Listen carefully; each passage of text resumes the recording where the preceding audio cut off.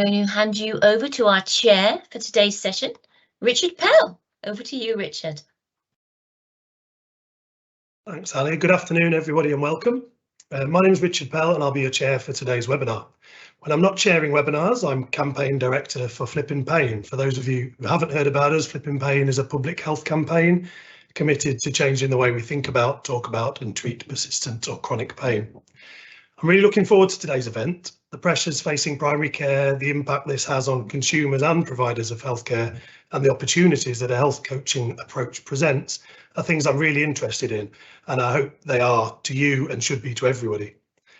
Connect Health have been running the Change webinar series for 2.5 years now, with a broad range of topics covered, from mental health, unwarranted variation, workforce, health inequalities, rheumatology, chronic pain, long COVID, the list goes on.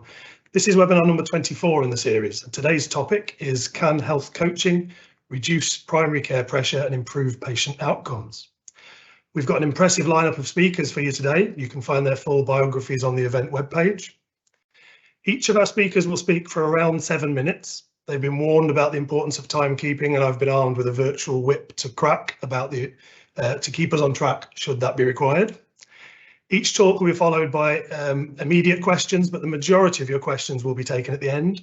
Please post your questions in the Q&A as we go. A little scene setting then before we kick off. The pressure on primary care has never been greater, with significant demand, declining GP numbers, struggles to recruit and retain staff, and knock-on effects for patients. According to the BMA, as of October 22, there were the equivalent of 1,896 fewer qualified full-time GPs compared to in 2015. GP practices delivered 29.6 million appointments in January this year, with around 7 in 10 of those being face-to-face, in figures that reflect the ongoing intense pressure on primary care. Covered by the Additional Roles Reimbursement Scheme, or ARS, primary care has recognised that health coaching is a supported self-management intervention that guides and prompts people to change their thoughts and behaviour so they can make healthcare choices based on what matters to them, increasing patient autonomy and control with the potential to reduce demand on primary care. Health coaches aim to develop people's motivation, knowledge, skills and confidence around a variety of issues and conditions, including weight, diet, mood, persistent pain. They support people to become more active in the management of their own health and care. In today's webinar, we will discuss: what is health coaching and why is it needed? What impact can health coaching have? Things to consider when it comes to health coaching training providers and raising the standards, and how to embed and spread a health coaching approach. And so it gives me great pleasure to introduce our first speaker, Jag Mundra. Jag is Population Health Lead for the National Association of Primary Care, and the title of his talk today is The National Challenge: How Health Coaching Can Reduce Demand for Primary Care Appointments and Data on Improved Outcomes. Over to you, Jag. Great, thank you very much. So thanks everybody for making the time to listen to us today. Yes, as described, my name's Jag Mundra, and I work for an organisation called the NAPC, the National Association of Primary Care, and it's a social purpose member organisation tasked with improving things, population health in particular, in primary and secondary care. My specific role is I oversee, start and support and evaluate a really large number of population health improvement initiatives and projects, some very small, some very big, and I'm kind of involved with over 600 of them, which is quite a task, but it's essentially a really large data set from which to draw conclusions. The second thing is I actually work directly with primary care data in the region of about 1.2 million patient records that I've worked with myself, so to draw conclusions and to find what works and what doesn't work. So by means of introduction, we're working with a large number of innovations and a large amount of data with which to draw conclusions. So what I want to do today is answer or talk about 3 particular things and answer 3 questions. The first is, what are the main health needs in your population, nationally and internationally, and how does health coaching fit into that? The second thing is, what interventions, and clearly a bit of a spoiler alert, health coaching is one of them, what interventions help address those challenges? And then the third question that I'll seek to answer is, what can you do to spread the love and to do more of the good stuff and less of the not so good stuff. So without further ado, can I get the first slide, please? So as mentioned before, we've used a lot of data to draw these conclusions. So just in terms of setting the scene, and kind of Richard described that at the very start about the size of the challenge that we see in front of us. And in terms of this analytics agenda, you see lots of data telling you what needs are, what needs aren't. But really, the main needs that our population faces are really simple, and they should be the ones that resonate with us as managers and clinicians as well. So I'll just step through each of these in turn. So when I'm looking at data, what I find is the first one is obesity. So when we're talking about obesity, we're really talking about diabetes, pre-diabetes, and obesity. And what we find is about 30 to 45% of the population are overweight and or have diabetes. And what we find is that this group of patients, they have about 80% more GP contact, sometimes nearly twice as much GP contact. So that's the first of the four. The second is around anxiety, and by anxiety I really mean mental health, both low level and more serious mental health issues. And roughly speaking, in your population, about 20 to 25% of your patients will have one or more anxiety code on their records. They have some sort of mental health need, either significant or lower level. And that group of patients, a very large group of patients, they have about 80% more GP contact as well. Then that third group is around frailty. And the proportion of patients in a population who have mild, moderate or severe frailty is lower. It's about 10 to 20% of your population, but that number is growing very quickly. So soon that will be perhaps our most challenging population kind of health need or area. And of course, those patients who are severely frail, they have about 120% more GP contacts, more than double. And then finally, there's a kind of, you can tell that I'm an analyst because a whole bunch of things together here. So this respiratory is smoking, COPD, asthma, and obviously air pollution as an environmental variable is becoming more significant as a need in our population. So typically about 30 to 35% of the population have some sort of respiratory need or risk, and those patients have about 60% more GP contact. So I think the first thing I really want to say here, two key messages. The first is, when we tackle this health improvement agenda, the first step or the first hurdle is we need to look at the data to find out what's going on. And I'm here as an analyst, I'm doing myself out of the job, but you really don't, because the key thing is to get started and to ideally pick one or more of these areas, build searches and identify patients and go out and support them. If you're into the data, look at it, but it's certainly not a prerequisite to getting started with health and coaching or any other health improvement initiative. That's the first of the two messages. The second one is prevention really does reduce NHS demand, because you can see this correlation between the needs that our population faces and also this correlation to primary care demand and also secondary care demand. And what we really want to see is prevention and demand management being kind of the same thing. Thank you. Can I get the next slide, please? So hopefully that kind of gives you an overview of that very first question, kind of what are the main health needs in our area. And as you can go through those boxes, from mental health to obesity and to also to working with the mild and moderately frail, you can already see that health coaching and the health coaching way of working is a primary mechanism to addressing those needs. So as I mentioned before, I've evaluated a lot of stuff. So before I go into the detail on this slide, when I look at interventions that have a very, very high impact on patients and have a very, very high impact on systems, both in terms of demand reduction and patient benefit, those interventions have about 4 key features. They start by asking what matters to a patient and putting everything else aside and genuinely listening to that answer. They then start, firstly, delivering holistic and proactive care to address said need or removing blockages that are getting in a patient's way to addressing that need. The second thing they do is they start small and they work on a patient's self-management ability and developing habits that compound into bigger and better things.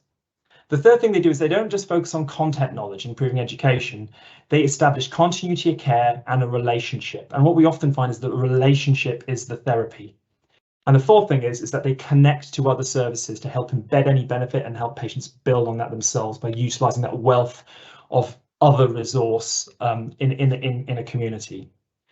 So even just from that description, I've almost accidentally described health coaching. And what the slide shows you is a small evaluation of health coaching, of a particularly well-embedded health coaching model in a PCN in the Southwest. And what you can see, I'll just step through each one of those lines with the numbers in. So the first line shows you that across the whole practice population, what we're finding is what we'd expect. We're seeing that BMI is rising each year by 0.2 points. We're seeing GP demand rise by about an appointment a year per patient, and we're seeing all primary care appointments rise a year. So that's just telling us what we know, but with numbers. And then what we can see is for those patients who have just been referred to for health coaching but haven't seen a benefit yet, so it's in essence a control group, you can see that those patients have been seeing their BMI rise, their demand rise even quicker than the average, and that all primary care appointments rise even quicker than the average. And then, of course, what we see when we provide patients with health coaching is that we see BMI rises reverse and go in the other direction. So we see a 0.3 drop in BMI after just 2 sessions. We see a drop in GP appointments, and we see a drop in all primary care appointments as well.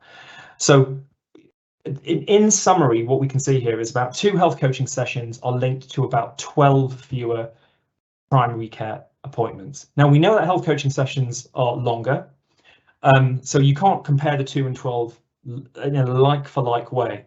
But just holding those 2 numbers in your head, you can kind of see that forgetting the patient benefit, there looks like there's a very, very strong demand reduction, short-term demand reduction benefit from health coaching. So summary here is the two things to take away from this slide is that health coaching works. And this isn't the first evaluation of health coaching I've done, but there are others, but I thought I'd just provide one by means of summary. The first thing to take away is health coaching, done well with the right model, it may well pay for itself in short-term demand reduction alone. That's before you count year 2 benefit, before you count benefit to other providers, and before you count the benefit of better health and well-being to patients. That's the first thing to take away. And the second thing is, I don't want this to be an advert for health coaches. Health coaching is a great, if not the best, example of population health improvement in action. So what we really want to see here is not this to get lost in a role, but it to represent a way of working that ultimately the whole health service and outside of the health service that we need to adopt. Thank you. Could I get the third slide, please? So hopefully I've answered that first question, the main needs. Second, how health coaching fits in and is a great way of addressing the biggest challenges we face in our population. Now, the third thing is a tip around how can we do more of what works and how can we learn about what's not working and how we can improve it. And I think the blockage I see the most in spreading this work more is a lack of knowing what's working, what's not working, and measuring things. So what the slide is trying to do is basically, provide a tip on a very small thing that you can measure to help kind of unpick that area and learn for yourself in terms of you and your patients, but also learn for the system and start to prove the value of this way of working up the chain, so the model can be invested in and innovated with. So as you can hear from both the descriptions you've heard today, as I start this webinar, health coaching primarily works on a patient's self-management ability, their ability to manage their own health and well-being themselves. So it really stands to reason to measure this in some way. So I'm sure most of you will have heard of the patient activation questionnaire. It's a 13-question questionnaire that is very, very useful because it principally measures the primary thing that you want to change to activate health benefit and to activate demand reduction benefit. And one of the issues with that questionnaire is that it takes a while to ask. So in order to do more measurement, we've created a single question that you can use. Takes 10 or 20 seconds to ask at your first health coaching contact and your last health coaching contact. But what this question it's as follows. It's how would you rate your ability managing your own health and well-being? Ask it in any way you want. It doesn't matter, it's a useful tool, ideally. But if you can get an answer from your patients, 1 being I'm not able, 2 being a little able, 3 being quite able, and 4 being very able. So a quick question with a quick answer, you can code that answer in your template. There's a code already that's likely to be in place in your Ardens template. If you can capture that answer both before and after an intervention, what the analysis we've done shows, and what the academic research shows, is a 1-point improvement on that scale is likely to save about 4 GP appointments, depending on the starting point, and have demand savings across primary and secondary care of about £173 to £538 per patient. So that's my final quick tip around how you can do more of this and get started. And if you wanted to measure anything else at the same time, if you're feeling ambitious, look at the GAD2 questionnaire as well. Thank you. There's just one last slide. So my final tip is the interventions that have the biggest impact on our populations are ones that help us move, eat better, sleep, and connect with ourselves and others. And please, if you measure something, please try and measure a health activation. Thank you. Brilliant, Jag. Thanks so much. Great way to whet the appetite and show us the size of the prize or the opportunity here. Just one follow-up question before we move on. And I think you may have started to allude to this. What do you think, or even better, what do we know about the best ways to embed and maximise the benefits of health coaching? Yeah, so I think so the one I've alluded to already is I think creating a culture where it's not okay not to measure, because there's always something quick that you can include. To find out whether what you're doing is working, to ideally work out an ROI, and then start to communicate that to people in presentations and in corridors. Because the existing NHS funding for the ARS roles isn't a given. It could stop, so we've got to do that work to prove it to other people. And then my final tips are 4. Health coaching is a one-to-one intervention. We want to explore one-to-many interventions. 50% of the people that health coaches could help in our population, 50% of people in the population are people who could be helped by health coaching.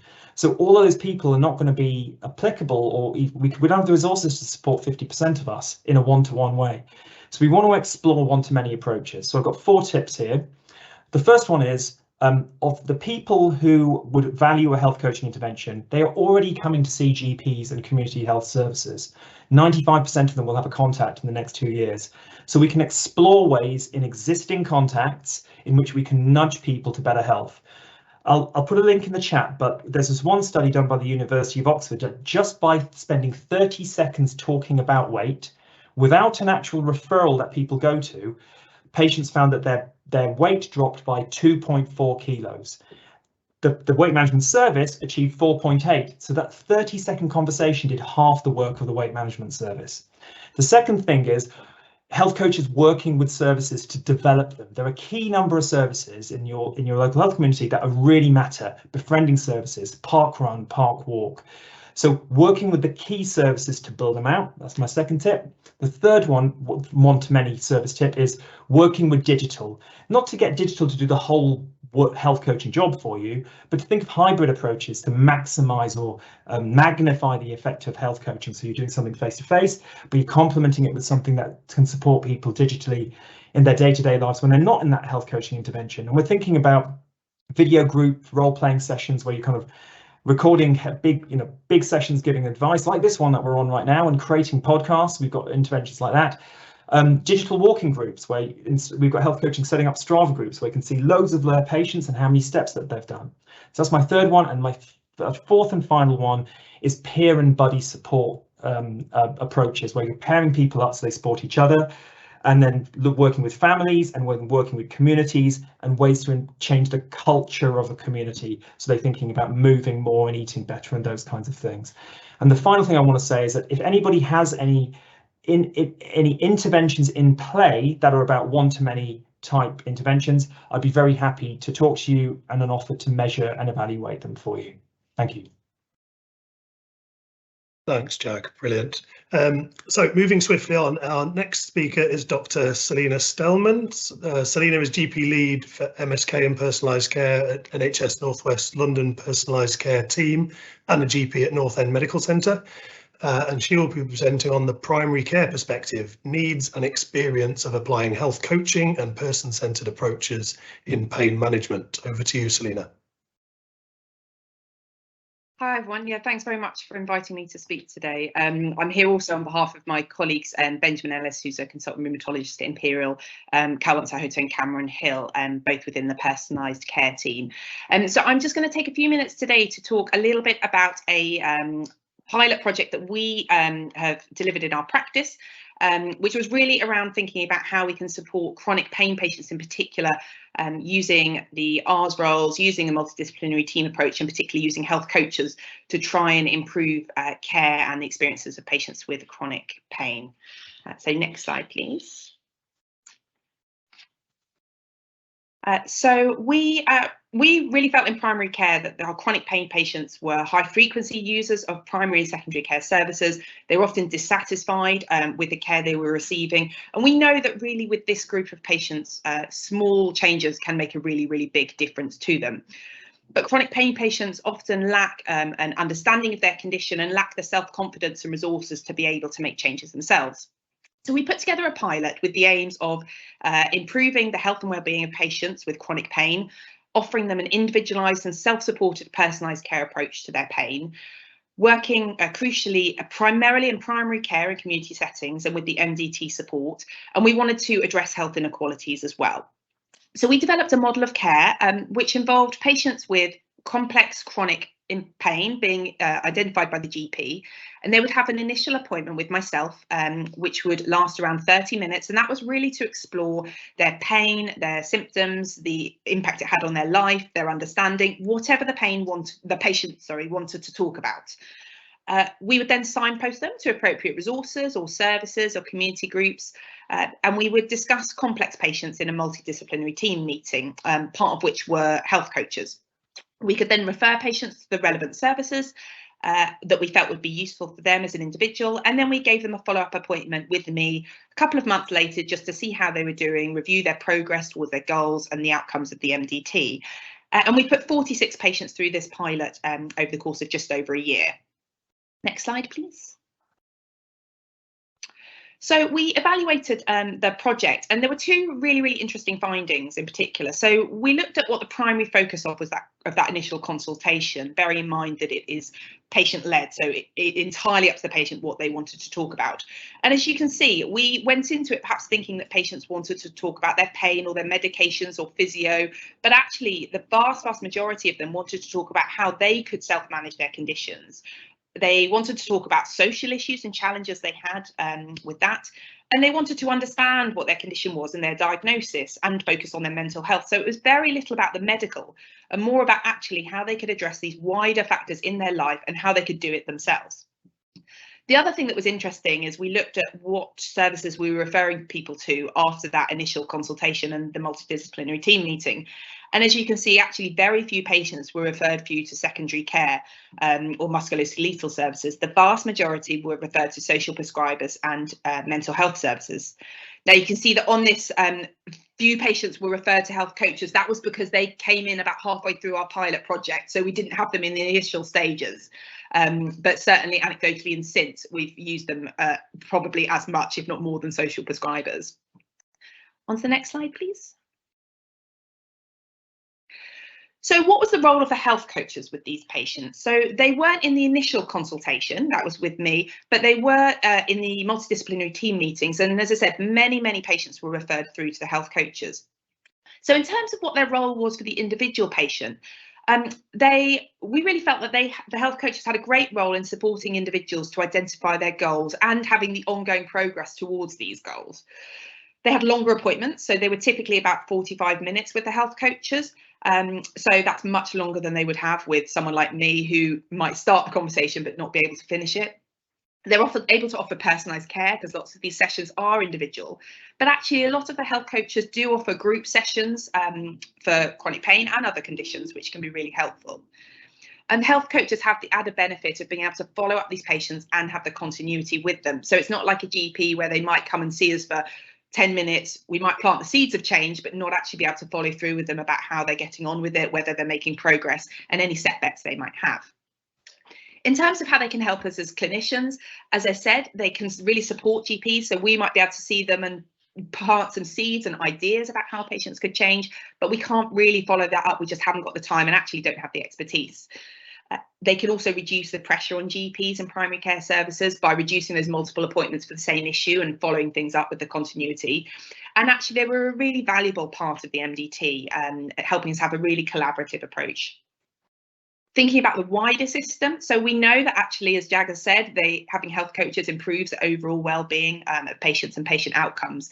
And actually what we're really working to do with this pilot is have a shift away from the medical model for chronic pain, where patients are given medications and scans and investigations, actually to supporting patients to self-manage, to look after themselves, to improve their own, not only their pain, but things like their lifestyle, their obesity, all these other sort of risk factors that they can improve and will have an impact on their general health, well-being and pain.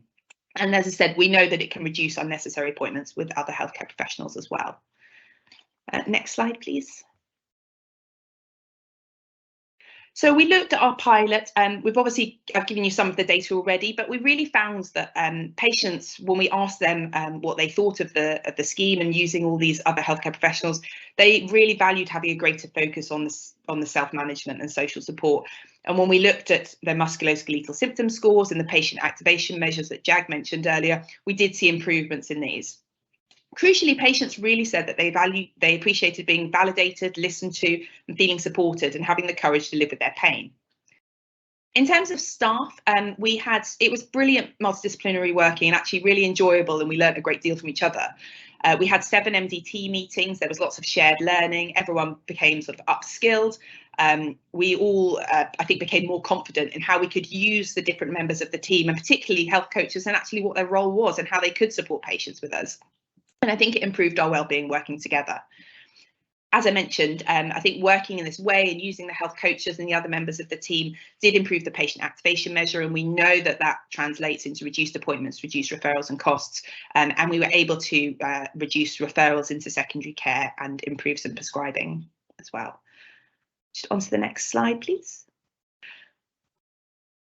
Now, I thought probably the best way to sort of illustrate the role that we had in the pilot and the role of the health coaches was to just very briefly give an example of one of the patients who we saw. So this was a lady who I saw in the clinic, and she had fibromyalgia, mental health problems, a very traumatic background, and was living in supported accommodation.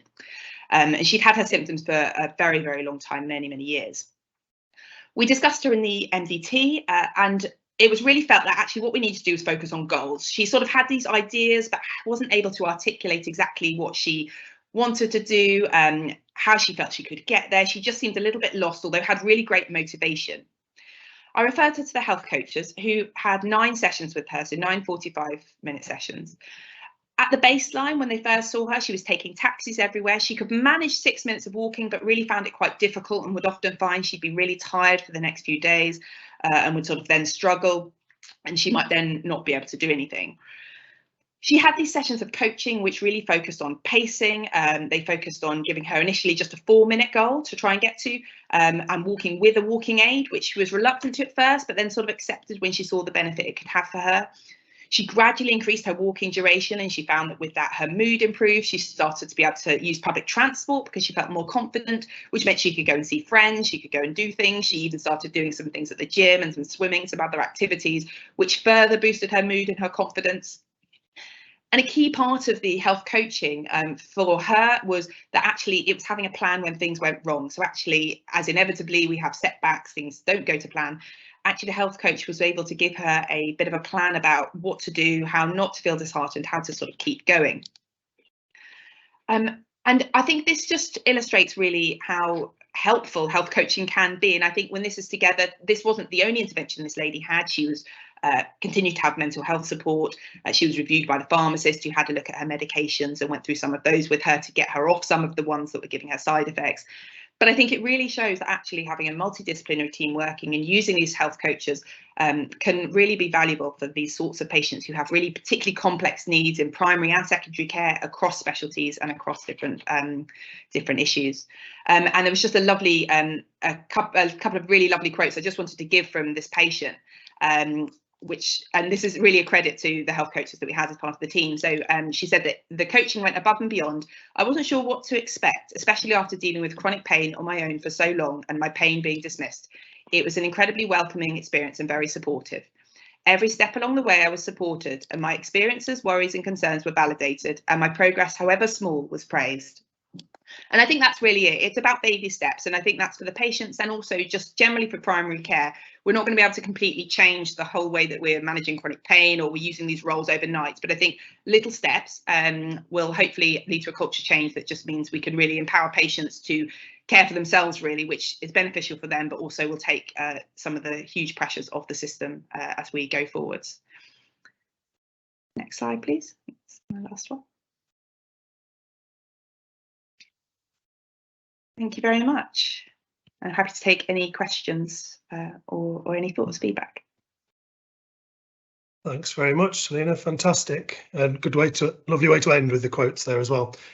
Just a reminder to those of you listening in to continue to pop questions in the Q&A. We might not have time to do them as we go, but we will have some dedicated time for that at the end of today's session.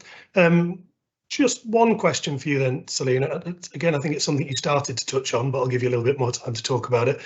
Obviously, health coaches compared to other members of the primary care team or the broader medical team might have a limited clinical training. Does that present any particular problems with people with chronic pain that might have more complex needs, and how did you address that? Yeah, so I think I think it's very difficult with chronic pain patients because they've got lots of medical needs, social needs, psychological needs, and I think that can be quite overwhelming for someone who maybe as a health coach has lots of experience but not necessarily in the medical things. And I know, talking to our health coaches, they often felt a bit overwhelmed about how to answer patients' questions around, you know, do they need more tests, do they need more blood tests, what's the diagnosis? I think it's really about supporting them, so having some sort of structure that the health coaches can get advice if they need to from a GP or whoever else that might be. But I think it's also actually empowering them to sort of understand their role, and also for us to understand their role. So we're not placing them outside their competency levels, but they're confident within their own abilities, and actually they can say, no, this isn't an issue for me, this is an issue you need to see your GP for. Or say, yeah, do you know what, you have got chronic pain, that's fine, you're used to it, but we don't need to panic about that. Let's still focus on your goals and moving things forward. So I think it's about really having that sort of almost peer support, and really having a good understanding of each other's roles and what the different members of the team can contribute to a patient's care, and working together in an MDT to do that. Brilliant. Thanks again, Selena. So up next we have Dr. Chloe Stewart. Chloe is a health psychologist with the National Specialist Clinic Advisor in Personalised Care and MSK with NHS England, and the title of her talk is 1,000 Voices to Tell a Single Story, the growing role of health coaching in the NHS. Over to you, Chloe. Thank you so much, and hi everyone. Thank you so much for taking the time to join this webinar today. It's brilliant to be able to be with you and to have this opportunity to talk about the value of health coaching. So I just very quickly wanted to talk about the drivers for change. So why do we need more health coaching across our health and care settings? What does the patient experience data tell us, and how can health coaching help? Next slide, please. So in terms of the drivers for change, we know that cost pressures on the NHS are only loosely related to ageing. We also know that there are growing numbers of people who are living with long-term conditions, and a large number of those people are living with multimorbidities, which includes 2 or more chronic conditions. And these people, as you've already heard, account for the largest number of GP appointments and a huge number of inpatient beds. And we know that hospitals are not going to probably give these people what they need. We know that people living in our most deprived areas in the UK develop multimorbidity 10 to 15 years earlier.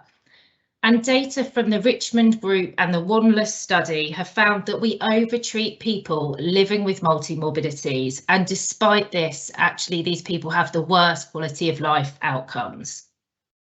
Unfortunately, people living with more than one long-term condition have to make trade-offs regarding which condition they're going to manage the most effectively.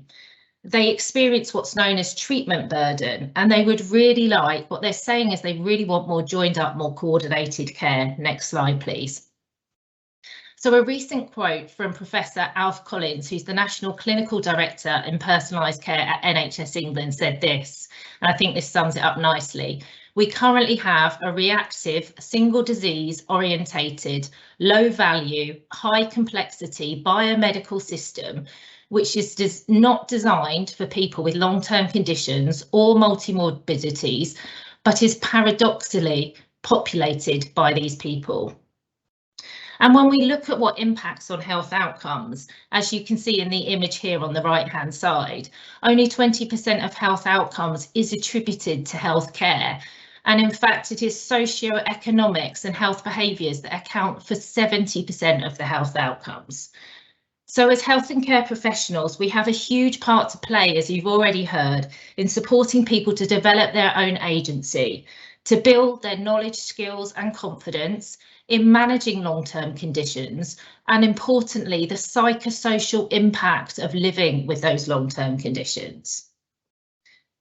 The long-term plan asked us to work in partnership for and with people to make sure we embedded quality shared decision-making and personalised care and support planning. And I now just wanted to touch on the national experience data just to see how well we are doing.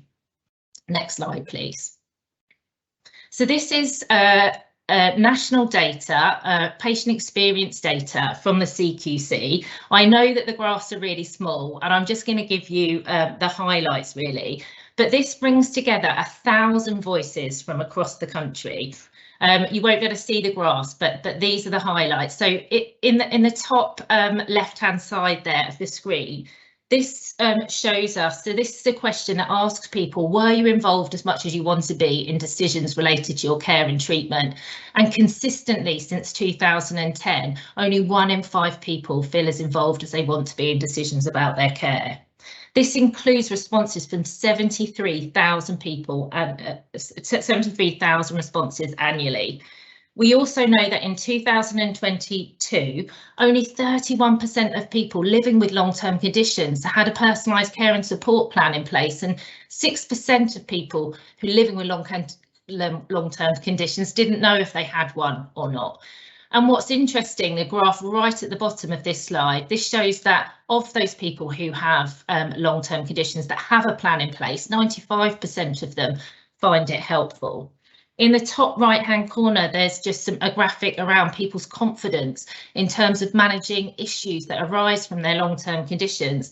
And these surveys found that still a huge proportion of people do not feel confident to manage their long-term condition. And this has been rising since 2018. So this data really is 1,000 voices telling us a single story that perhaps we are not utilising health coaching approaches and strength-based approaches as much as we could. Next slide, please. So how can we move towards health coaching? Well, coaching, as you've heard, draws on the principles of behavioural science. It's so important to start with conversations that start with what matters to you, to really start to understand people's ill health beliefs and illness perceptions, and to know that these influence people's motivation, their capability, their opportunity, and ultimately their behaviour. So this is a real shift for healthcare professionals in the types of conversations we have with people, and it does take training and skills development. But it's not about training professionals on their own. In the bottom here and the left-hand side, you can see the House of Care model, which shows that training is just one element that we need to put in place in order to move towards this paradigm shift in care. We also need supportive organisational systems and processes. You can see that in the top of the house there, in the roof. So this is a supportive leadership culture. This is about assessing outcomes that matter, like Jag has already highlighted. We need to ensure that people feel engaged and informed. We need to support our public to expect a collaborative approach, and you'll see that in the left-hand side wall there of the House of Care. And at the bottom there is around commissioning. We need to commission services that people want and need, those evidence-based interventions, which are health coaching, absolutely, but also access to self-management, education and peer support networks. Thank you. Next slide, my final slide. I just wanted to highlight the new personalised care roles that we now have in place across primary care, and I'm sure many of you will be aware of these roles. And I've looked in the chat and I can see that some people who are in these roles have joined today, which is fantastic. So these are the health and wellbeing coaches, the care coordinators and the social prescribing link workers. So together, these roles will really support us have a paradigm shift across primary care, but across the whole of our health and care system, because they're about joining up care for people. They're about supporting people to build their own agency, their knowledge, their skills and their confidence. And they're also about connecting people to their wider community and thinking beyond their specific condition to thinking about the support they might need. So I'm going to leave it there. Thank you again for the invite. I look forward to your questions and your comments. Thank you. Thanks very much, Chloe. You won't have to keep waiting too long for the first question. We'll have a quick one before we move on. Where can people access training in health coaching approaches? Absolutely, great question. So you can access training online via the Personalised Care Institute. NHS England commissioned the Personalised Care Institute to provide accredited training for health and care professionals to build their knowledge, skills and confidence to make sure that they're involving people in decisions about their care and treatment. And on the Personalised Care Institute, you can access trainings in terms of core skills, shared decision making, personalised care and support planning. There is a specific training for junior doctors and also people working in maternity services. And for our commissioners on the call today, you'll also see a list of accredited training providers on the Personalised Care Institute as well. And there are a number of other resources. So what I will do is pop a link in the chat so that those people who haven't already signed up to the PCI, Personalised Care Institute, they can do that. And there's a direct link there. Thank you. Thanks, Chloe. Great content, so happy audience, and great timekeeping, so happy chair as well. Challenge for you then, Ollie, next. So next up is Dr. Ollie Hart, GP and Director of Peak Health Coaching, who's going to be presenting to us about the emerging potential health coaching outcomes and evidence. Off you go, Ollie. Thanks very much, Richard, and thanks to Chloe, and I'll try and keep time. So 7 minutes to touch on the evidence, and I'm going to look at some published stuff, some service evaluation, but also evidence is about experience as well, isn't it? So I'm going to draw a bit on that and a little case story at the end. So I'm a GP and a clinical director of a primary care network. I'm also one of the providers that's on the PCI accredited providers with the company that I'm part of, Peak Health Coaching. Thank you. Next slide. So interestingly, my journey with health coaching started in the pain clinic. I was a GP with special interest, and I took the learning there around how you can help people to kind of live well for themselves and take control out into primary care. And in fact, I was involved in very early work around health trainers, which were really the precursors of health coaches. And sort of 10 years ago, we were using health trainers alongside primary care. And my experience of that has just been a really fantastic way of doubling up what you can do as a GP, working with people with a little bit more time. And 2014, we published in the British Journal of Pain, looking at the role of health trainers there, health coaches, you could say. And the conclusions were that a health coaching program promoting self-management of chronic pain can really be successfully implemented in primary care. And the program can be instrumental in helping clients to actively participate in identifying their own problems, setting achievable goals for self-management and successfully managing the challenges of everyday life. So we saw the sort of framework laid, and I wish I'd done more research over the last 10 years, but I've been busy working alongside health coaches, and my experience has been that it's been really fruitful for patients and for me and the team I'm working with. Thank you. Next slide. So I'm very grateful to Caroline Gibson. I share these slides with her permission. She's a fantastic GP up in the northeast region, very dedicated to health coaching, and she's done some lovely research recently, an ongoing service evaluation with colleagues up there. And they've got 142 people enrolled, of which 72 they've got full data sets, and they've been using health coaching in these conditions: COPD, pre-diabetes, low mood, isolated or sedentary. And they've been collecting some quite robust measures. So next slide, thank you. So they've been using the EQ5D 5L, which is has a real advantage of it's a very well embedded measure, very well researched, and allows us to compare with lots of other interventions. And the green line on the left there is overall health improvement. So up is good, so a really strong improvement in people's health overall. And the blues going down is a reduction in issues in those key areas of mobility, self-care problems, usual activities of daily living, and then pain and discomfort and anxiety and depression. And the further down, the better. So you're seeing really strong outcomes in pain and discomfort, anxiety and depression, particularly, but across the board. Thank you. Next slide. So conclusions from Caroline's ongoing service evaluation, which brings us up to date now and kind of really represents the work that's ongoing in multiple places, as Jag illustrated, and shows the value of just capturing stuff as you go along, is that health coaching has a high level of engagement from patients. And for those that they've seen completing the course, they've already seen it provides an effective and cost-effective improvement in patients' self-reported quality of life and life scores, particularly in pain and anxiety and depression. And interestingly, what EQ5D does is it allows you to adjust it into quality adjusted life years. And the cost of this comes out around £500 to £2,000 per QALY gained.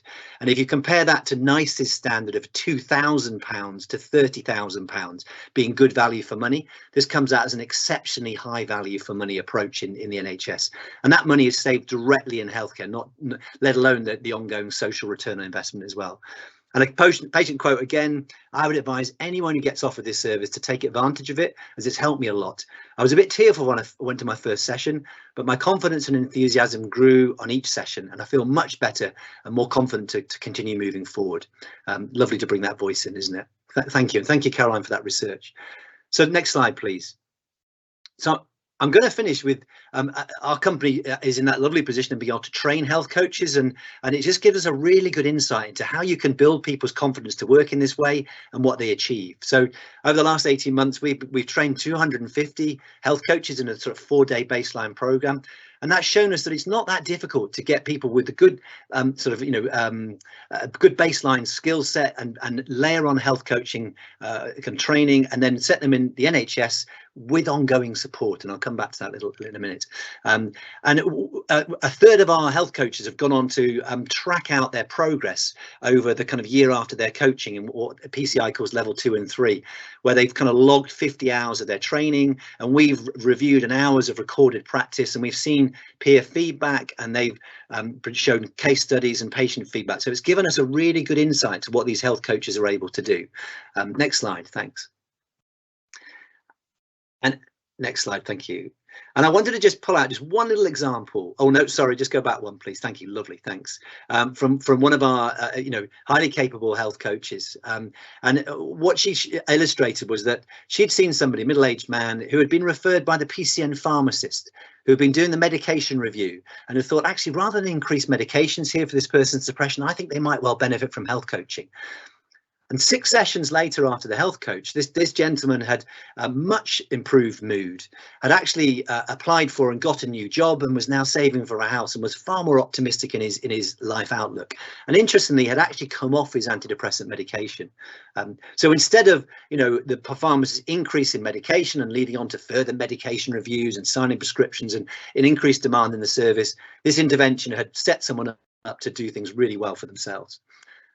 Thank you. For my final slide. So just one more onwards. Thank you very much. So my conclusions from the setting where I am as a GP, a clinical director, and involved in training health coaches is that this health coaching approach is a new mindset and a new skill set, and it's opening the doors to a new workforce. And it's adding an additional capacity to us that we didn't have before. And it's relatively easy to set up, but the caution is people do require supervision. Maybe in the question we can come a bit onto that. what we're seeing with this is it's improving patient self-management and quality of life, which is a sustainable way of reducing demand. If people are coping better and doing well, they demand less on the system. And that's not just us firefighting and pushing people away, it's setting them up to achieve things well for themselves. So it's generating a new capacity of people and communities working well for themselves. And the great news is it achieves better outcomes, both for the patients, but also for our kind of very burnt out and tired workforce that really enjoy working with people in this way. So I'll finish there. Thank you very much. Fantastic. Thanks, Ollie. How about then for your question, I'll let you pick up where you were trying to go there in terms of supervision. What does supervision look like for newly qualified health coaches or health coaches beyond that time? Yeah, thanks, Richard, for picking that up. Yeah, no, I mean, what we're seeing is that, you know, you can train people in the basic skills of health coaching, and actually there's a new workforce framework come out for those 3 roles that Chloe talked about, and particularly about health coaching, where it details that you really need to support people as they're starting to build this in the system. And that looks like having some clinical supervision probably once a month, just to make sure that, you know, and maybe some instant access if something urgently comes up, but also support from an experienced coach that can help to build their skill set. And interestingly, we think there's a real value for peer support as well. And I see some of the people on here, and I recognise some names of people who are working really functionally in groups of 4 or 5 health coaches in a PCN, supporting each other and building each other's skills. And what I'm seeing from my perspective is that this is developing a really functional new way of working that's highly valuable for the NHS. So it's an exciting time. Brilliant. Okay, so our final speaker for today is Richard Couch. Richard's Service Transition Manager at Connect Health, and he's going to be talking to a focus on pain management, chronic pain and opioid reduction best practice. Over to you, Richard. Thanks very much, Richard. Hello, everyone. Excited to be here to talk about health coaching. So having worked in pain management for the past 15 years, I'd like to start by making 3 statements. Number 1, managing pain is very difficult, both for the clinician and for the patient. Number 2, opioids are not effective for the majority of people with long-term pain. And number 3, reducing opioids is quite challenging, or very challenging, especially if you've been on them for quite a long time. So in order to try and address some of those issues, I'm going to suggest health coaching as an approach to try and get better outcomes for pain and opioid reduction. Next slide, please. So I'd like to invite you to consider coaching conversations.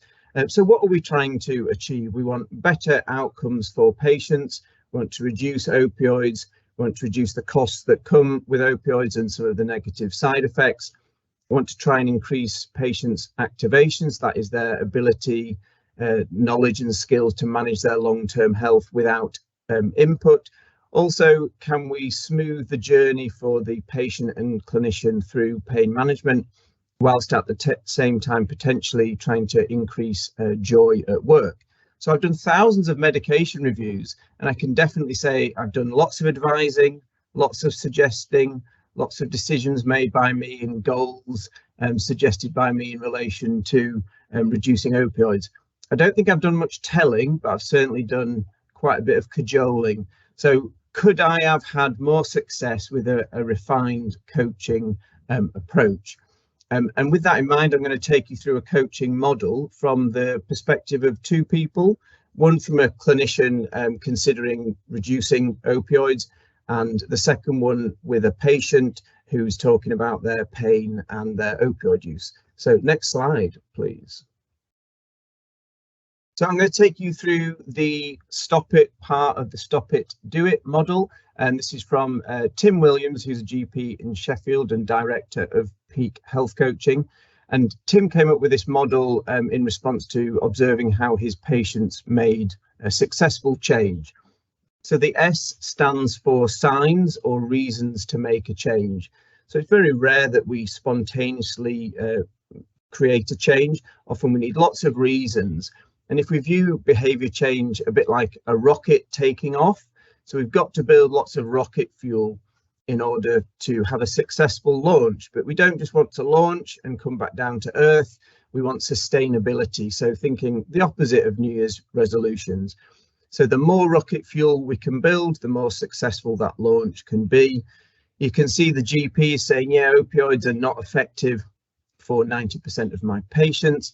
They've got very good knowledge of up-to-date national prescribing as well. The patient is saying often what we see, where the opioids maybe helped a bit at first, but now I feel worse. I've got lots of side effects. My pain's bad, and I've got low mood as well, so feeling stuck. Next slide, please. So the T stands for tell. So a question could be, you know, who do you trust? What would they tell you about this behavior change that you're trying to make? Not everybody needs a support network, but if we do have a strong support network, then behavior change is more likely because it's challenging. Next slide, please. So the outcome, the O stands for outcome, and if the signs is the push, then the outcomes is the pull. So think of it like the gravitational force of planet destination for the rocket. And this is a really good chance to get positive, have things that we can clearly define that are realistic, and we can measure them as well. So the clinician is keen to reduce opioid prescribing by 80% in their practice, be less stressed, enjoy the job. The patient, you can see, has lots of good ideas that are theirs, and maybe reducing opioids, hopefully stopping them, going for a 5K walk, maybe doing parkrun. Next slide, please. So in order to be successful, we need to know what could be the obstacles and barriers in our path. So P stands for prevent, and it's really good to be able to look what we need to navigate or get over. A common one from the clinician is maybe no time to use a coaching approach, or patient always wants medications. And when you hear some things like that, you could discuss some of those assumptions. You know, potentially patients don't always want medications. From the patient, again, I think we hear this a lot, where the morphine helps a little bit, and if I stop it, my pain's going to get worse. And often there's a lot of fear associated with making some of these changes. Next slide, please. So this is where, you know, things get exciting, and the person being coached can come up with a lot of ideas for change. So more the merrier, really. If we just have one or two and it fails, it's sometimes back to square one. So if we've got lots of other options, we can always just choose something different to look at. It's great that the clinicians heard about flipping pain. They're also considering maybe doing some small things and some larger things as well. You can see the patient actually has suggested themselves, maybe I could decrease the morphine by a little bit each week. That can then help you as the clinician say, yeah, exactly, 10% every 2 weeks. But much more powerful coming from the patient, I would suggest. Next slide, please. And T stands for time. So we know that if you put a date in the diary, it's much more likely that that's going to happen, and, you know, setting ourselves up for success. So no time like the present to reduce opioid use, get better outcomes, increase joy at work, have a positive impact on the wider community, and no time like the present to consider coaching conversations. Thank you.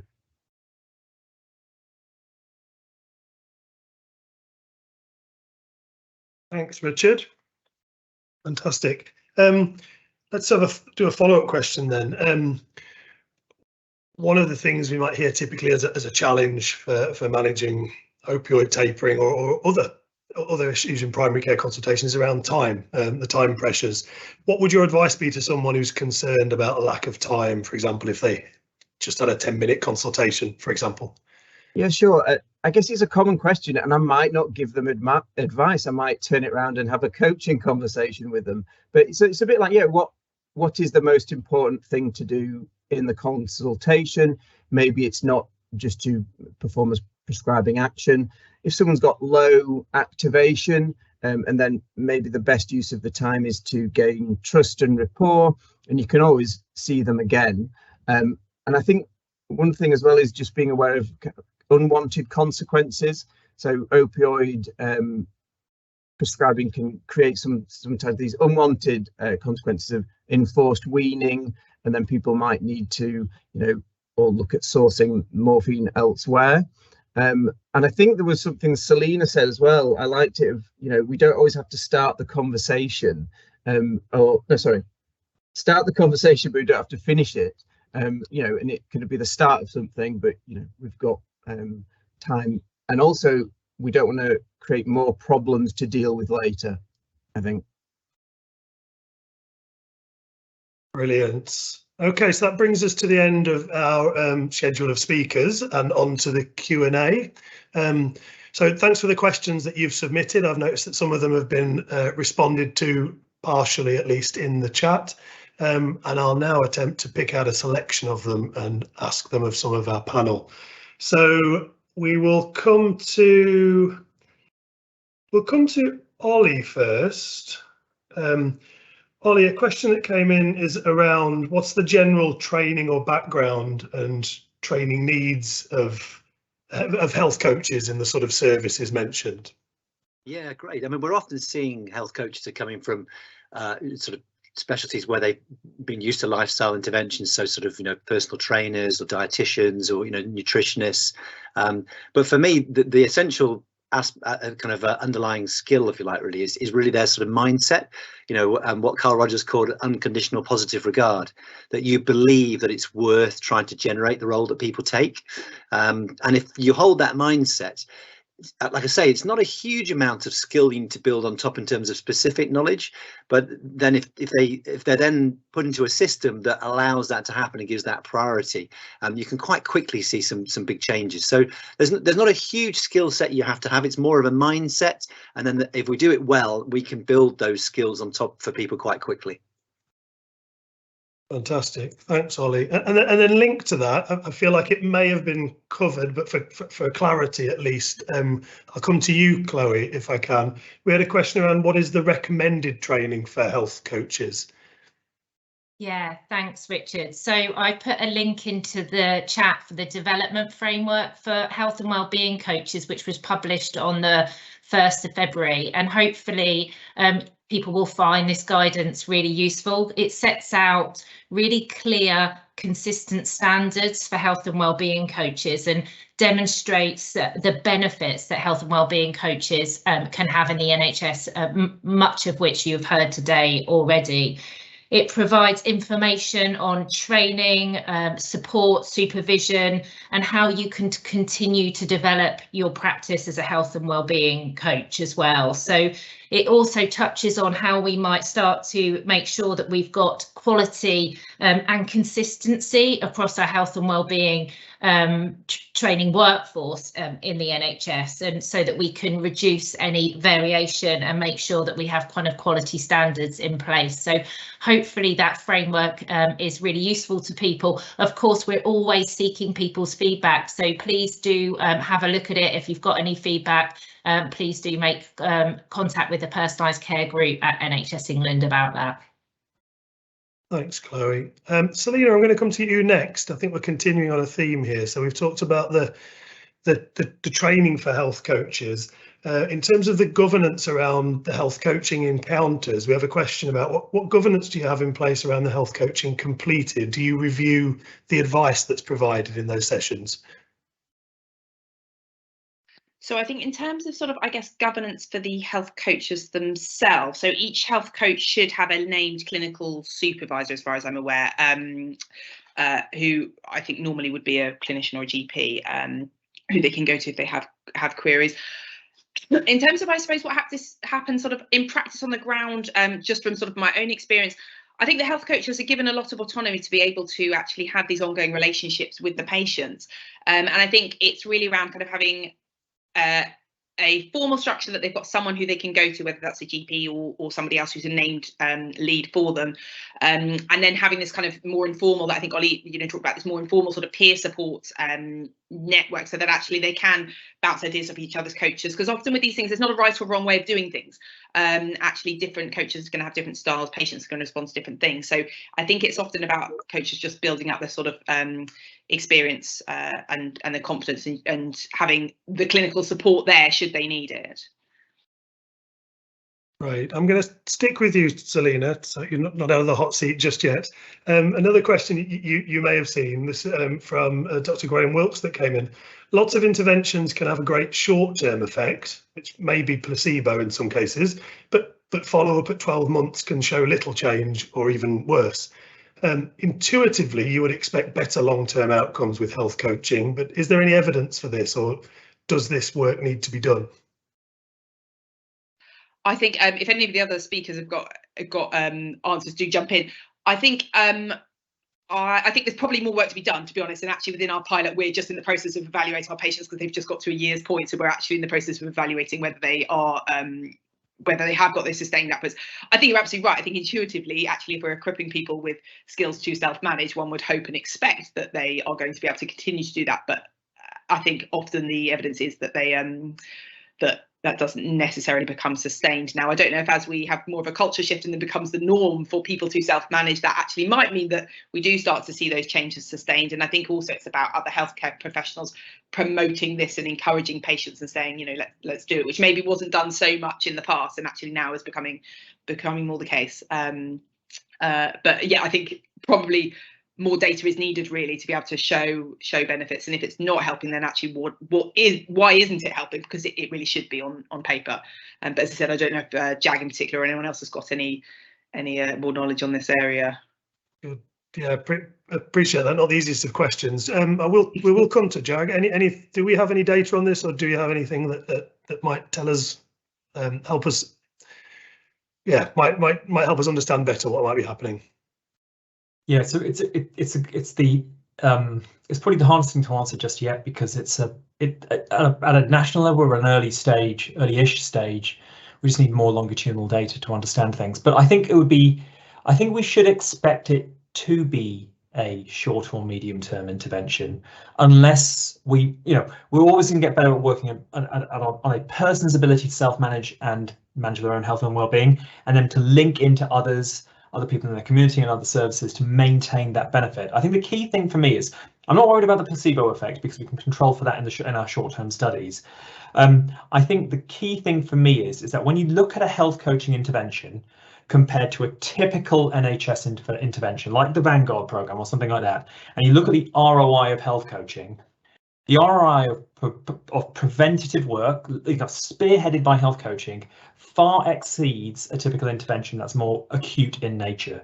So in that sense, we've already got headroom in this intervention compared to a typical NHS intervention.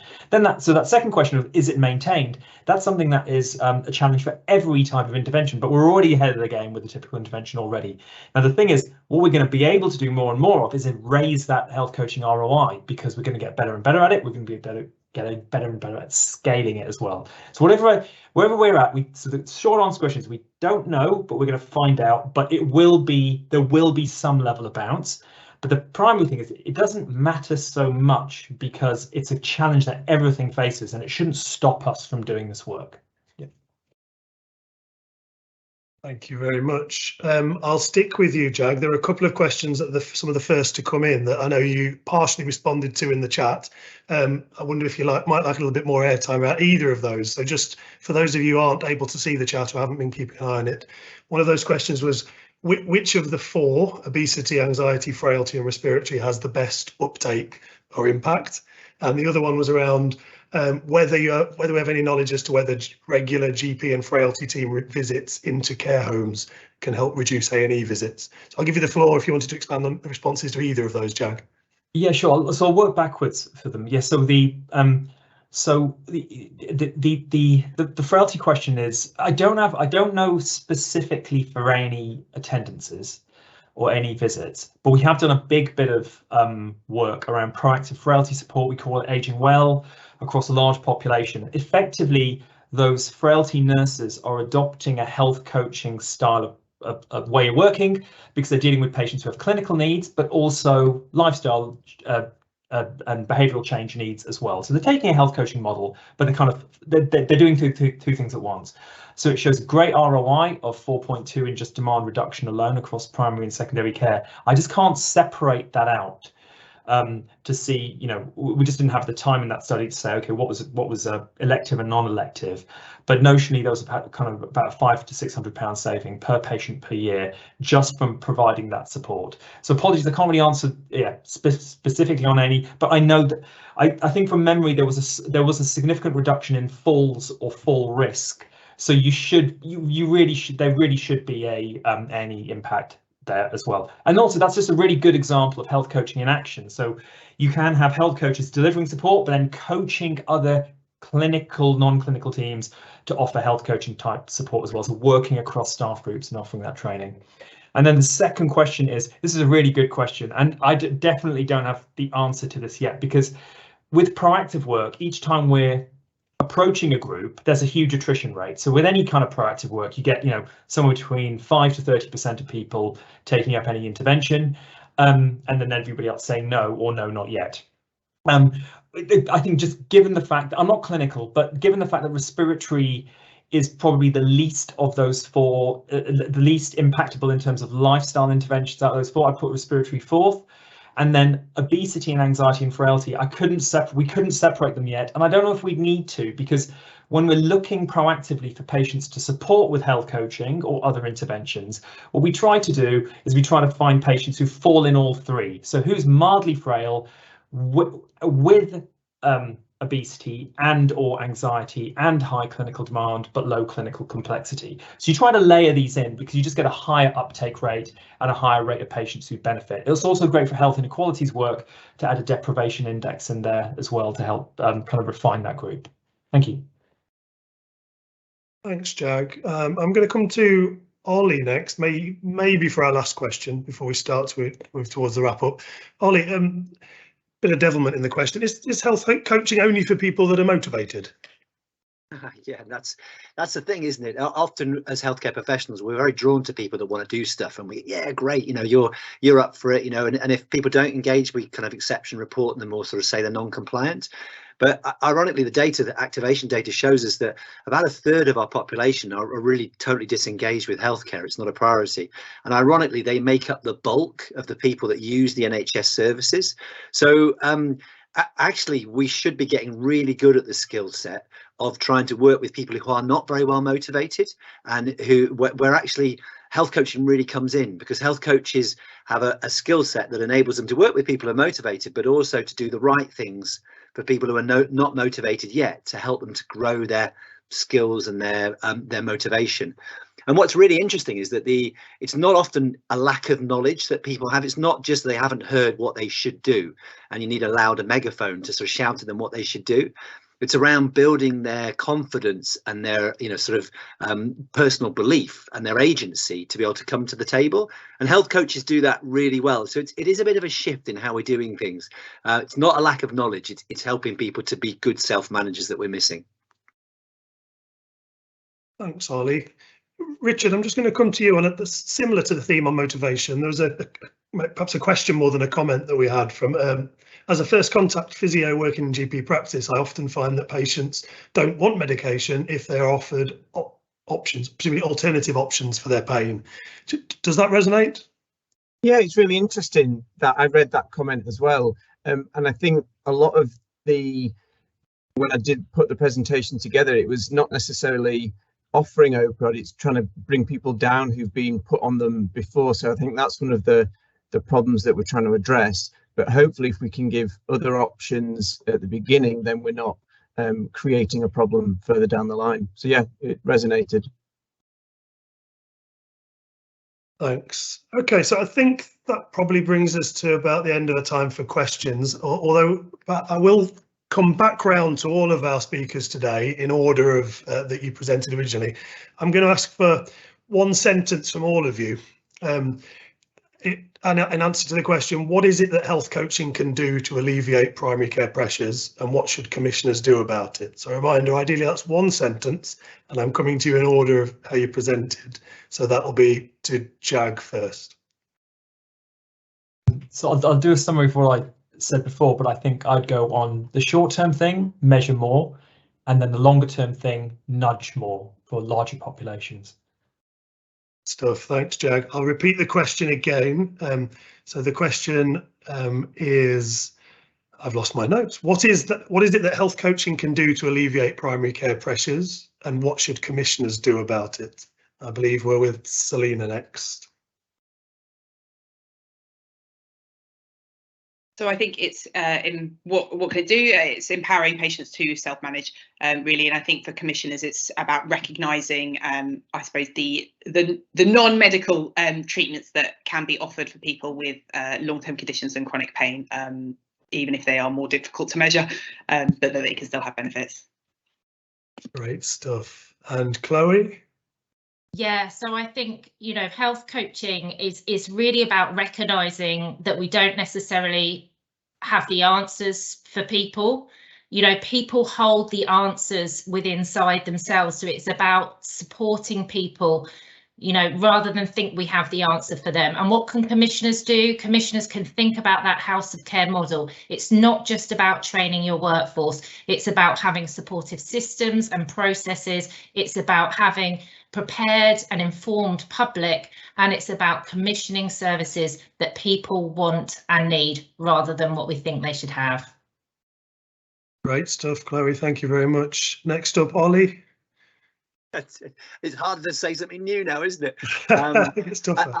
Maybe I'll just refer back to that story of the health coach who talked about you know, someone who was treated in a different way, where we might have gone down the medication line, and actually supporting them to self-management really took them out of the system and helped them to manage really well. And the really exceptional thing about that story is that it's not exceptional. I keep hearing that again and again and again. So I just love commissioners just to sort of like have that penny drop and think this is worth doing, and it is doable. It's really doable with the framework that the NHS is pushing at the moment and the good training. So we can do this. Brilliant. Last but not least, with the toughest job of the lineup, Richard. Thank you. In one sentence, yeah, a new skilled workforce that could help turn the tap off revolving door patients, hopefully. Fantastic. And that just about brings us to a close, everybody. Please don't forget to fill in the feedback survey. Just a couple of minutes of your time will really help us improve future events and understand what topics you'd like to see covered. So lastly, thank you very much for joining the webinar. Thank you to all of our speakers. Please look out for the recording and the summary Q&A, which will be on the webpage soon. Our next webinar will be on the 28th of June. Topic not yet to be announced, I believe, and we look forward to seeing you all there. Thank you very much.